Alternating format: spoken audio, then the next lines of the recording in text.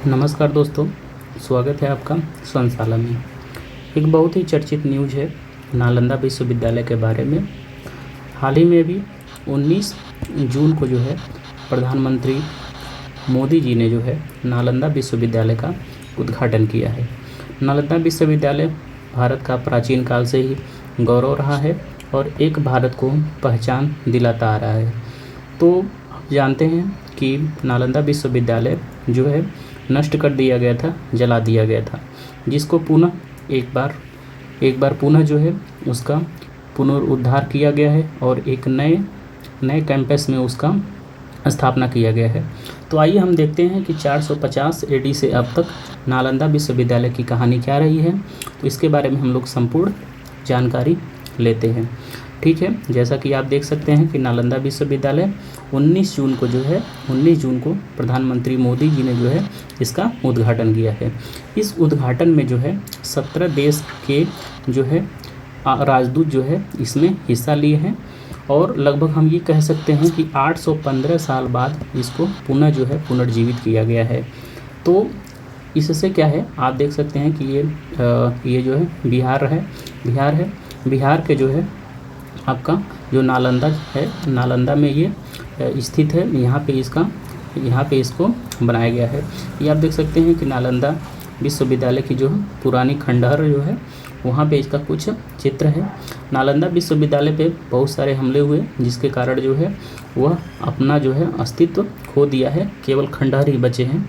और जो है 2016 में जो है यूनेस्को ने जो है इसको वर्ल्ड हेरिटेज साइट के रूप में घोषित किया जाता है।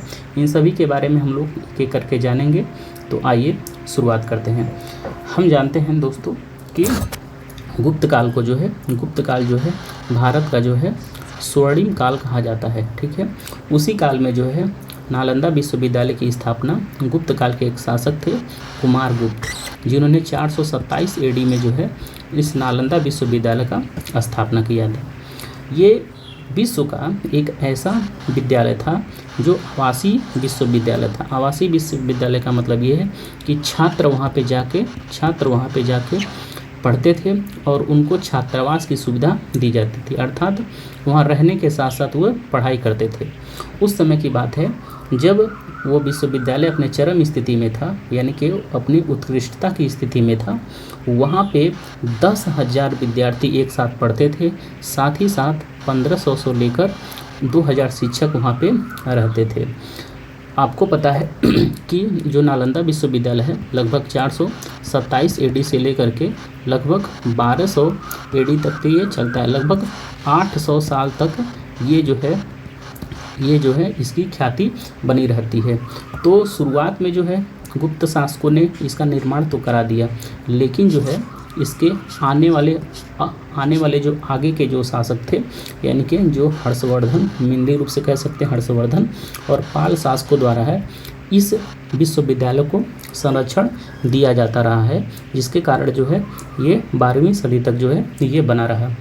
इस विश्वविद्यालय में जो है एशिया के ऐसे विश्व के बहुत सारे देश के से विद्यार्थी तो आए ही आए, साथ ही साथ एशिया के जो देश के विद्यार्थी हैं वो बहुत ज़्यादा करके यहाँ पे आते थे, जिसमें से हम पहला नाम लेते हैं चीन, उसके बाद है कोरिया, जापान, भूटान और तिब्बत। साथ ही साथ इस तरह से यहाँ से दो देशों के साथ साथ एक श्रीलंका भी है। ठीक है, यहाँ से विद्यार्थी जो है यहाँ पे आके पढ़ते थे। और क्या क्या पढ़ते थे, तो पढ़ाई में क्या क्या करते थे, वो मेडिसिन यानी चिकित्सा पढ़ते थे, तर्कशास्त्र पढ़ते थे, गणित पढ़ते थे और ख़ास करके बौद्ध सिद्धांतों को वो पढ़ाई करते थे।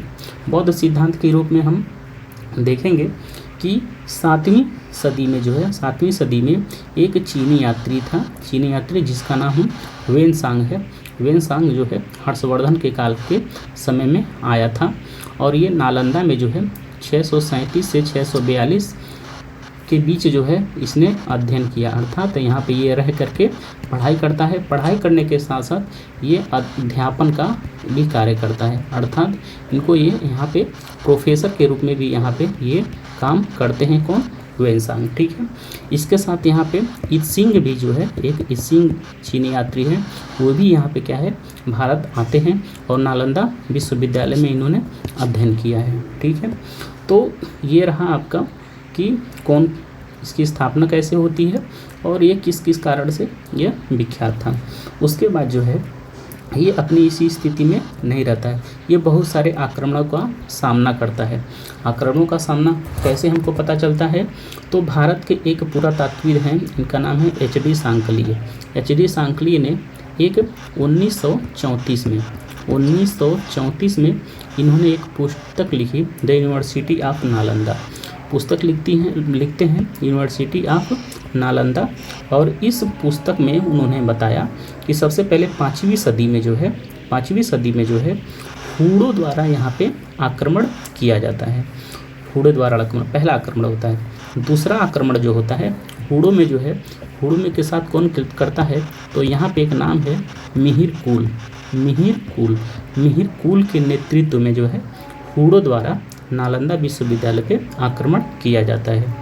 8वीं सदी में बंगाल के जो गौड़ राजा थे वहाँ पे इस पे क्या करते हैं, अटैक करते हैं और इसको जो है नष्ट करने का प्रयास करते हैं, परंतु वे सफल ज़्यादा नहीं होते हैं। सबसे सफल कौन होता है, तो सबसे सफल जो है 1193, कहीं 1199 भी लिखा है, ठीक है। तो अब इसको मोटी मोटा आप मान सकते हैं। तो 1193 से 1199 के बीच जो है एक तुर्क जो सेनापति था, और वो किसका सेनापति था, तो वो था आपका कुतुबुद्दीन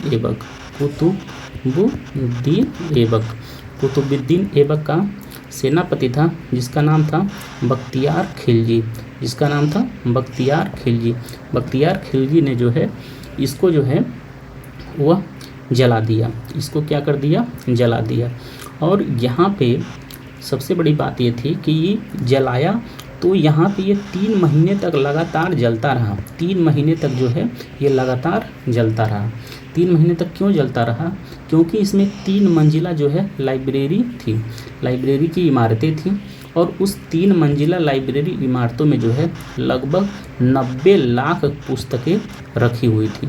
90 लाख पुस्तकें जो है वह रखी हुई थी। उसके बाद वो उसको जला देता है। जलाने के पीछे एक कहानी ये है कि कहानी क्या है कि जो बख्तियार खिलजी है, एक बार क्या होता है वह बीमार हो जाता है। बीमार हो जाता है। बीमार होने के बाद जो है उसके तुर्क जितने जो मुस्लिम जो चिकित्सक होते हैं उसका इलाज करते हैं, लेकिन क्या होता है वह सही नहीं होता है। उसके बाद क्या है, सही नहीं होता है, तो उसके बाद क्या है, नालंदा विश्वविद्यालय से एक चिकित्सक को लाया जाता है, ठीक है। नालंदा विश्वविद्यालय से एक चिकित्सक को लाया जाता है। तो बख्तियार खिलजी ये कहता है कि मैं जो है, तुम्हारे पास यदि वास्तव में प्रख्यात और शक्ति है तो तुम मुझे बिना कोई दवाई खिलाए ही हमको सही कर दो, ठीक है। तो वो नालंदा विश्वविद्यालय के जो चिकित्सक होते हैं उस पर वो तैयार हो जाते हैं और कहते हैं कि ठीक है, मैं आपको बस एक काम बताता हूँ, आपको वही करना है। वो कहते हैं कि आप जो है अपना जो है कुरान प्रतिदिन जो है सुबह शाम आपको पढ़ना है, ठीक है। उसके बाद आप ठीक हो जाएंगे। बख्तियार खिलजी तैयार हो जाता है। उसके बाद जो है वो कुरान को सुबह शाम पढ़ता है और कुछ ही दिन बाद जो है वह ठीक हो जाता है।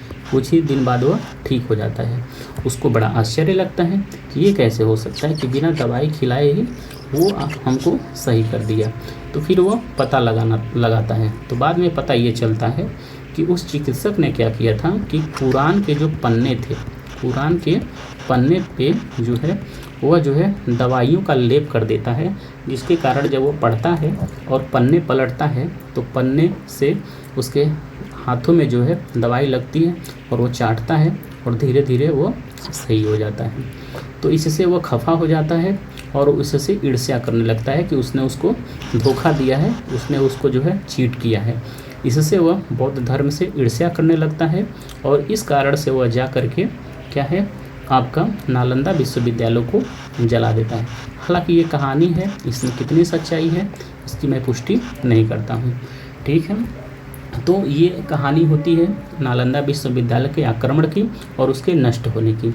आगे ये है कि फिर इसको कैसे किसके दिमाग में आता है कि नालंदा विश्वविद्यालय को पुनः उद्धार किया जाए और पुनः इसको जो है स्थापना किया जाए।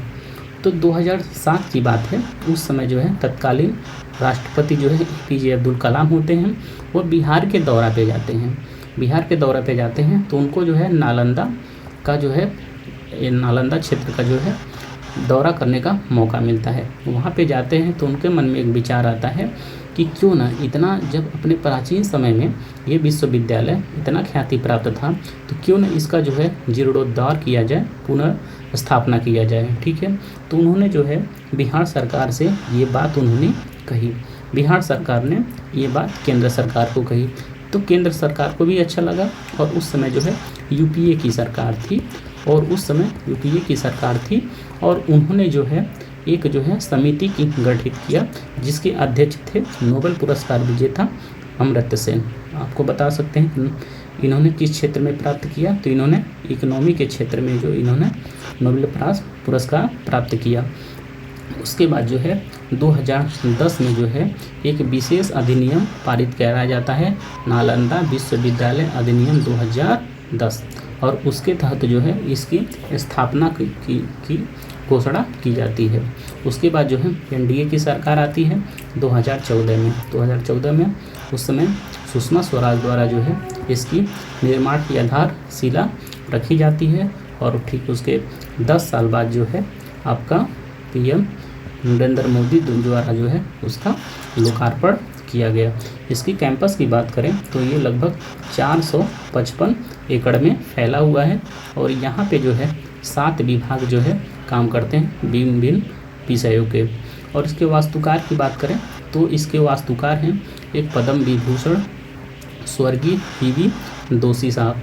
ठीक है, और इसको हम पहले ही बता चुके हैं कि 2016 में जो है इसको यूनेस्को द्वारा जो है आपका विश्व धरोहर स्थल स्थापित किया गया है। तो ये पूरा रहा आपका 400 आपका लगभग 50 से लेके अब तक ये पूरी कहानी कि कैसे कि नालंदा विश्वविद्यालय को बनाया गया, स्थापित किया गया, और उसकी स्थापना से लेके आक्रमण से लेके और नए जो है रूप में। इससे नमस्कार दोस्तों, थैंक यू। और इसी तरह अगर आप इस चैनल पे नए हैं तो इस चैनल को लाइक, सब्सक्राइब और शेयर ज़रूर करें। मिलते हैं अगले नेक्स्ट टॉपिक के साथ। Thank you.